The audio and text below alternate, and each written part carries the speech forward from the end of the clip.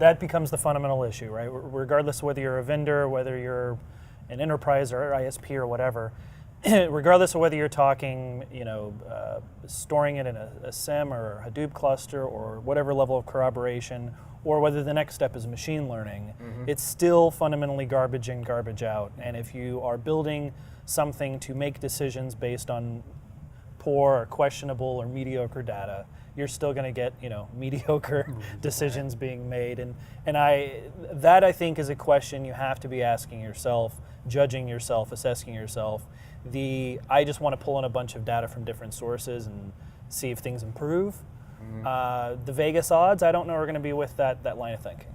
Yeah, you're probably right about that. But okay, so I think the undertone of this is that there's still a lot of maturity that's needed in the threat intelligence space. That the notion still has some promise, but it's an experiment at this stage. And I guess I'd say a buzzword at this stage. It's definitely a buzzword. Right. Buzzword. Yeah. And I have to say, I think we've gotten some good value from threat intelligence, but as it is today, it's a very labor-intensive activity. Yeah, I would agree. And the promise of automation around that, we wouldn't be investing in it if we didn't see some promise in it. Yeah. I know Matt spends a lot of time, trying to get his arms around some of the challenges here, but I think there's opportunity here, and it's a matter of really sort of optimizing, getting the value from it and not expecting it to be that it's not going to be a panacea.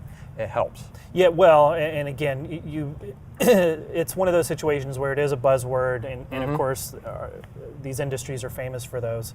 And you see those every couple of years, and everybody jumps on the bandwagon. The point of the bandwagon is, sure, the fundamental ideas are good, right? Just like cloud was good, and virtualization was good, and mobile's good, right?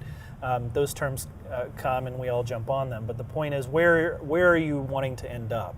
And is your strategy of taking in a ton of data going to get you there? And so many times it's, well, everybody else is doing it, so let's go try it and see if it works for us. It should probably be a little bit more deliberate than I think historically, some of these buzzwords and bandwagons have been.